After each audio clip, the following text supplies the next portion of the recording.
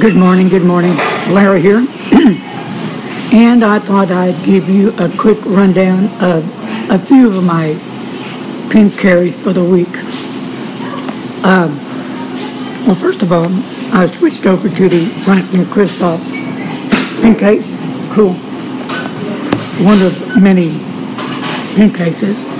And here's the pens. What I like about this Franklin pen case is it's got this little opening here in the slot, and you can even stick a little notebook that would fit in this slot, which sometimes I do. But anyway, I'll give you a quick rundown.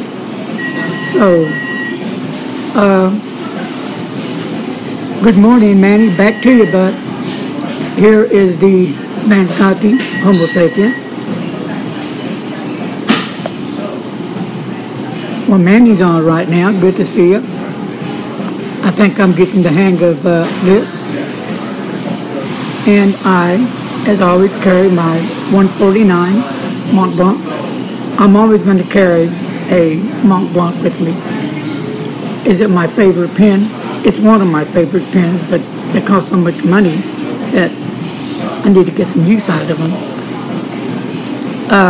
Here is my Echo Twisby, and here is a cool pen that I would highly recommend for newbies getting into the fountain pen world. I'd rather have had the black one instead of the white one. The white one's okay, but black would have been my favorite. Now, I'm not into eyedroppers, but the piston filler is kind of fun because you can see that ink kind of swirling around in the pen, so that's kind of cool. And this is a broad nib, and a little bit of story about this pen is that I didn't like the broad nib at all on this Echo. It sucked. I would use it off and on, but when I used it again a few days ago, for some strange reason, this broad nib on this Twisby Echo is really an excellent nib. So my thing is, sometimes with people like myself that don't connect with a certain pen, the way it feels, the size, or the nib, or an ink or paper, and you revisit it down the road some, you may, connect with it. So I'm glad I reconnected with this pen. I have the Twisby 580, which I alternate nib, the 1.1 and 1.5. And one day, God willing, I like to get the 700R with a medium nib, the blue one if they have it, or a red one if they have it, if not with a black. And then later on eBay, God willing, I like to get the 700 medium nib, probably, blue one that they don't make anymore, but they do sell them on eBay, and they're really nice looking pen. And yeah, blue is still my favorite color. I guess it's always going to be my favorite color. And here's a pen that is really a great pen. The only negative I can say about this pen, the Faber-Castell, is pull-off. It's so tight, you have to really pull it off. But other than that, the pen is really a great pen. I have this is a medium nib, and then I have one, I believe, with a broad nib. But it lays down the ink. Excellent writer, performs well. Really a great pen, and worth every penny of it. I would say this is mid-range. Now here's two pens I'll show you at one time. The Monteverde Sequoia. I don't have the brother with it because brother's the brown one. He's at home resting. I just got these back from Jaffa. The story was on this, if you watch my reviews, that this is the first time I've ever had a problem with a Monteverde nib. Both nibs were scratchy, very dry, skipped. So I called Claire up from Yapa. Great lady. She'll take care of your problems. And these are still under warranty. So you don't want to mess with a nib that's under warranty. Once you do, you'll probably most likely void that warranty. So I send these pins to Yapa, inked up, and she took care of them, and they're back now at home with me, and they still have ink in it. And to show how good these inks are, when I opened it up to write with, the pen just took off, just like a sailor. Boom. With no hard starts, nothing. The ink, it didn't dry up in the cap, nothing. So, thank you, Claire from Yapa. Thank you so much. They also do Conklin and I believe Schaefer and several other pens. So, you got to give it to Yapa. They do take care of what they say they would. Remember, if your pen is under warranty, you might not want to mess with it unless you know what you're doing. But once you mess with it, that warranty is no more to be exist. So, that's the story on these two. And I will be doing a review with all three of them, just to show you what they're like. And my other ones that I didn't bring with me is my Jinhao X750. It has it's a silver one. What I've done was I've taken out the nib and put a Goulet black steel nib, medium. And let me tell you, from a pen that costs anywhere from $3 to $9, that just brought that writing instrument up the ladder a whole lot. You'd be surprised what you can do when you get a low-end pen as such that, they're good pens, don't get me wrong, they write well right out of the box, and they come with converters. That's a lot I can say about these Jinhaos and some other pens, because there's other pens, high-end pens, even some mid-level pens that do not come with converters. So, people in the fountain pen business that make pens, I wish you would revisit this issue about not furnishing an ink converter in some of your pens.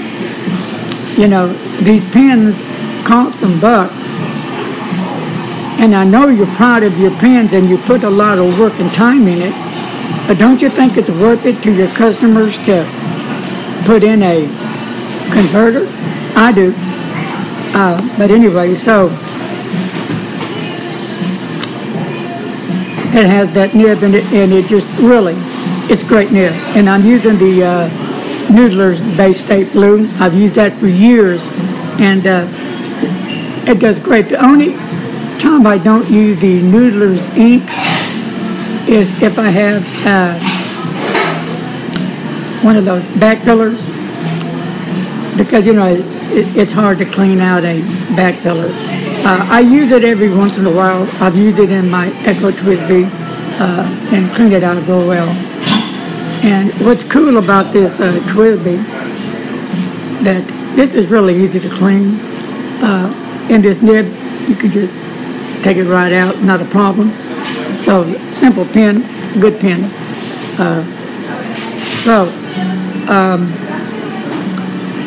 In my Homo sapien, it's one of my favorite.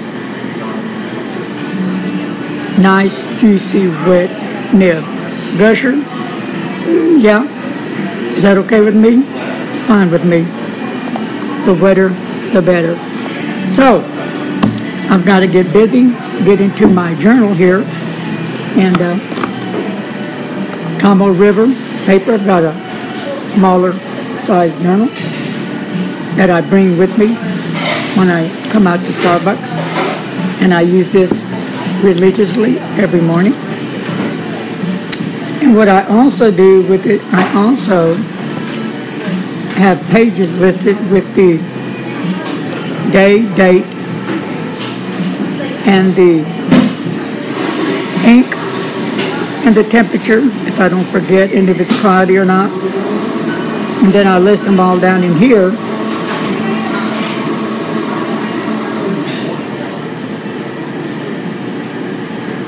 And this way I can keep up with the inks I use and the times that I've used them,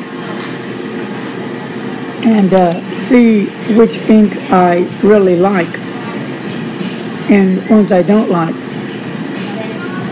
An ink that I really didn't like and I was really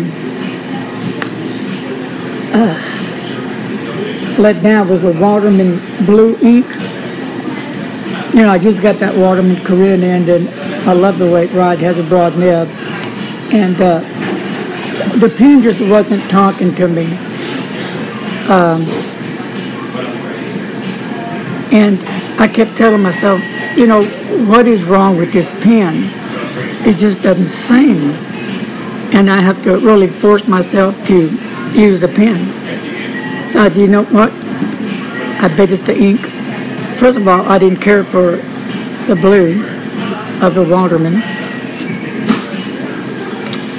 So I said, I'm going to put a different ink in it. So I put the Diamine Turquoise in there, and bam, it just lifted it right up. Now it's a fabulous pen. I enjoy writing with it. You know, I do have the Waterman Audacious Red, and that really is some great ink. I like that. Nice ink. Waterman does make some great inks, but for me, this blue just didn't sing for me.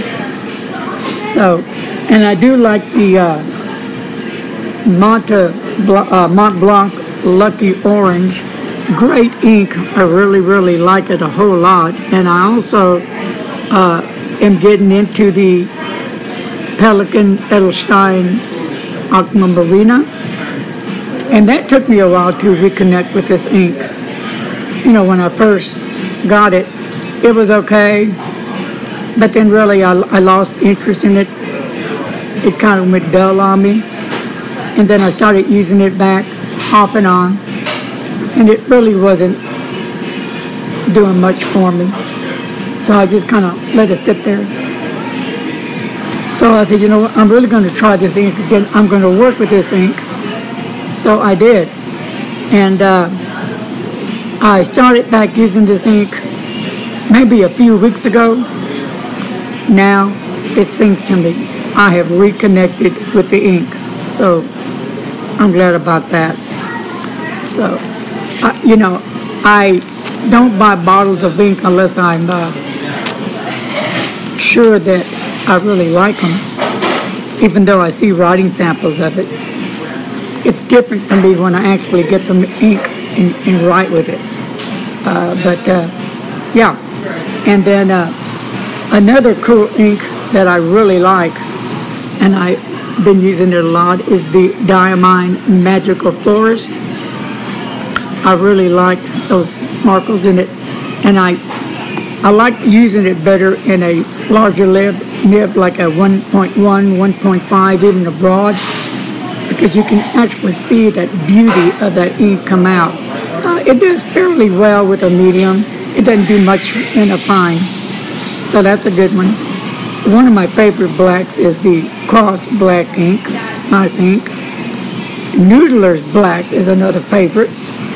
And Private Reserve Ebony Purple, I think, which is more of a black to me. It's a real nice ink. And not everybody sells it. Goulet doesn't sell it. They cut out that whole line of Private Reserve. But Anderson Pens is still carries that line, so that's where I get my ink from. The Monteverde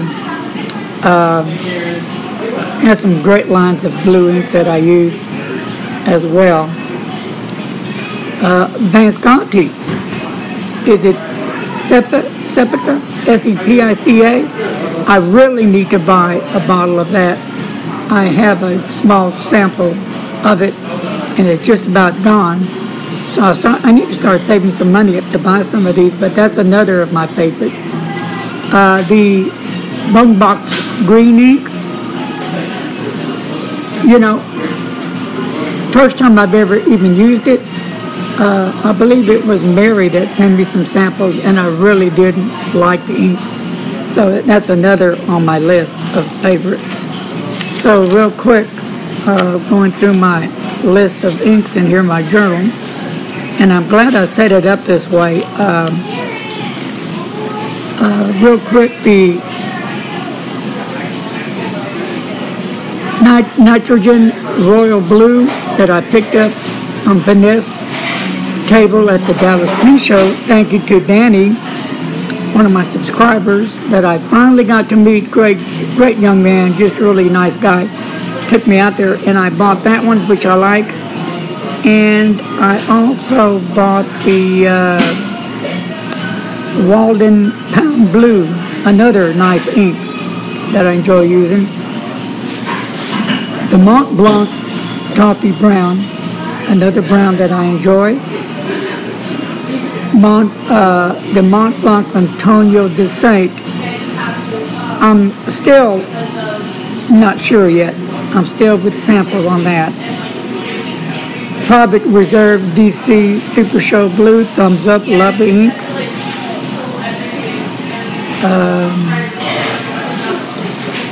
What else?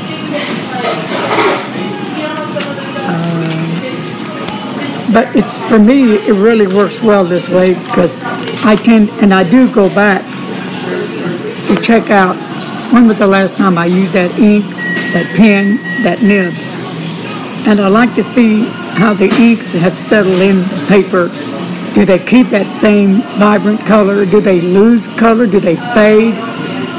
Or do they even improve in color? Another nice ink that I like is the Reserve Black Cherry. Noodler's Liberty is another nice, rich. Elysium is another nice, rich ink that I finally connected with. At first, I didn't like it at all. I got a sample.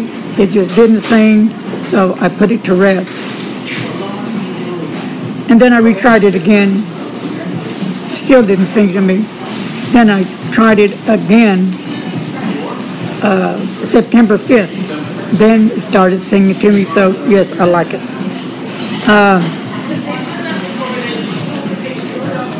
What else can I tell you? I'm very particular on inks, and I do have an abundance of inks. At least I think I do, but there's people I know that surpass what I have. The Private Reserve Electric DC Blue, I really like that ink as well. Monteverde, there it is. Capri Blue, another great ink. Mont Blanc Blue, not singing to me at all. It doesn't look like a blue to me. And the last time I used that was on August the 30th. Cherry. Oh, here's a really nice ink. Let me get a drink of my latte. The Robert Oyster Fire and Ice Night ink. I like using it. Diamine Oxblood, another one. Mont Blanc Mystery Black, I do like that one. And the Noodler's American, and I forgot, I didn't write the last part of the name down. That kind of new one that he has out. I need to go back and write that name down because I actually forgot it. I think it starts with an A.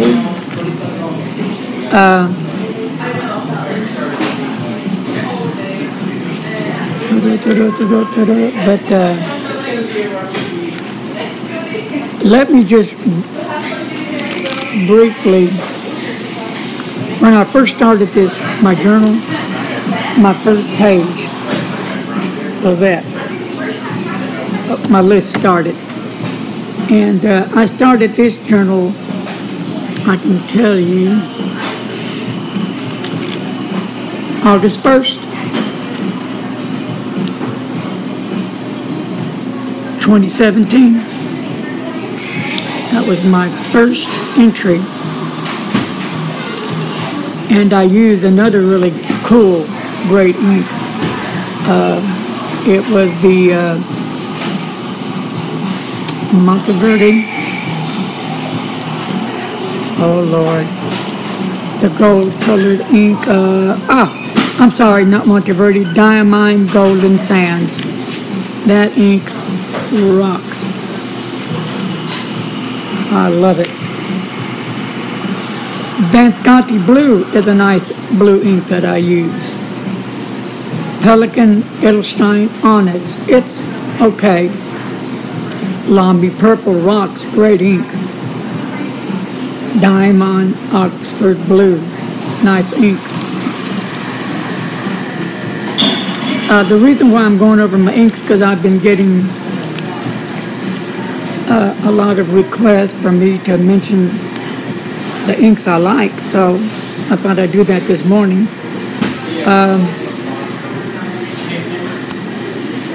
Okay, Diamine Green ink, I like it. Diamine Morocco Red. The Pilot Naimiki Blue.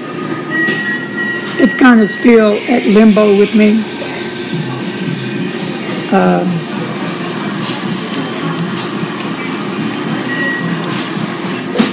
I'm looking because I don't want to mention the inks I've already mentioned.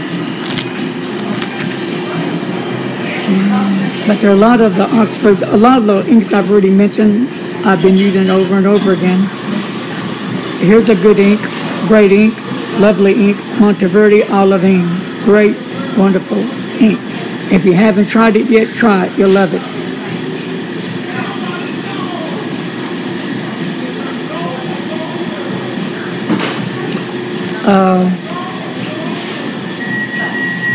The Monteverde Caribbean Blue, nice ink. Black Stump. Blackstone Black Stump is another nice black ink.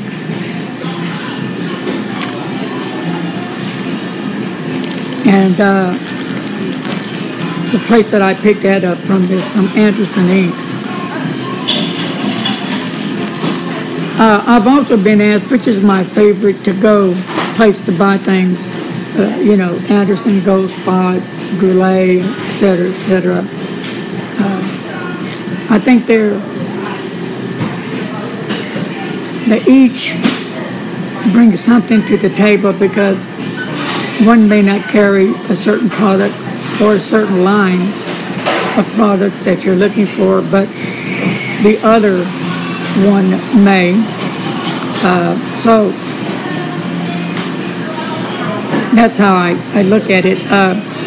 With Anderson pens, though, I made a commitment to myself that once a year I will buy a high-end pen from them because, you know, Brian went out of his way to help me with my first Mont Blanc. I was lucky to catch him at the table. Lisa answered the phone and we got talking, and then she said, you know, hey Larry, Brian's right here. Let me let you talk to him because, you know, he has a full rundown on it. And cool.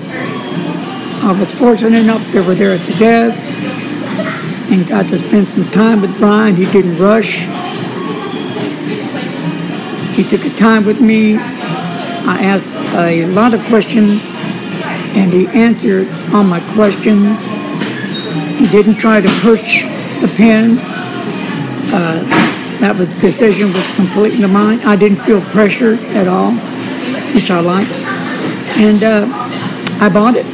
And I love it. So thank you, Brian, Lisa, And next year I'm already looking at another pen. If it is another Mont Blanc, it'll be a different nib.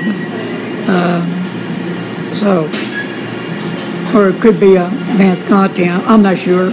Or I'm hoping King of Pens Sailor would bring out a different King of Pens. That would be cool. All right, so back to my inks. I'm almost done. Making the last run through on this page. I think I about covered all the inks. Well, so yeah, that's going to cover the ink. And I used line paper on the Tomoe River paper. And this is my favorite paper. Tomoe River paper. I can honestly say that it is. I like the feel, the smoothness, the way it handles the ink, the way the ink looks on the paper. It's thin paper, so there's buku pages in here.